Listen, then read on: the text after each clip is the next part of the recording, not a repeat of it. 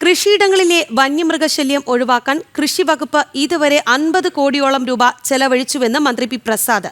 വന്യമൃഗശല്യം പ്രതിരോധിക്കാൻ AI സഹായത്തോടെയുള്ള സാങ്കേതിക വിദ്യകൾ പരീക്ഷണാടിസ്ഥാനത്തിൽ പ്രയോജനപ്പെടുത്തും.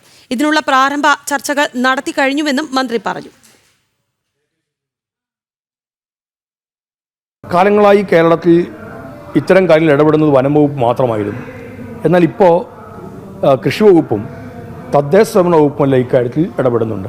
ഈ ഗവൺമെൻറ് അധികാരത്തിൽ വന്നതിന് ശേഷം ഇതോടകം ഏതാണ്ട് 50 കോടിയോളം രൂപ ഈ കാര്യത്തിന് വേണ്ടി തന്നെ ചെലവഴിക്കാൻ കൃഷിവകുപ്പിനെ കൊണ്ട് ആയിട്ടുണ്ട്. ഞങ്ങൾ കിട്ടുന്നിടത്തുനിന്നെല്ലാം സഹായം ലഭ്യമാക്കിക്കൊണ്ടാണ് ആ തരത്തിൽ അതിനുവേണ്ടി വിനിയോഗിക്കാൻ തയ്യാറായത്. അത് വനംവകുപ്പ് നടപ്പിലാക്കുന്ന പദ്ധതികൾക്കായിട്ടാണ് അത് നൽകിയത്. കാരണം ഞങ്ങൾ പോയിട്ട് ആ വനമേഖലയുമായി ബന്ധപ്പെട്ടിടങ്ങളിൽ കിടങ്ങ് കുഴിക്കലോ അല്ലെങ്കിൽ സോളാർ ഫെൻസിങ് ഏർപ്പെടുത്തലോ ഒക്കെ പ്രയാസമുള്ള കാര്യമാണെന്നുള്ളത് കൊണ്ടാണ് ഇത്തരത്തിലേക്ക് അത് ചെയ്യുന്നതിന് വേണ്ടി വിനിയോഗിച്ചത്.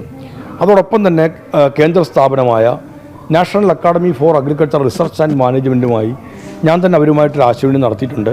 വന്യമൃഗങ്ങളെ കൃഷിയിടങ്ങളിലേക്ക് എത്തുന്നതിന് ആർട്ടിഫിഷ്യൽ ഇൻ്റലിജൻസിൻ്റെ സഹായത്തോടു കൂടി അവയെല്ലാം അതിൽ നിന്ന് അകറ്റുന്നതിനുള്ള ഉപകരണങ്ങൾ പലതും അവരുടെ മുൻകൈയിൽ ചില സ്റ്റാർട്ടപ്പുകൾ അത് തയ്യാറാക്കിയിട്ടുണ്ട്.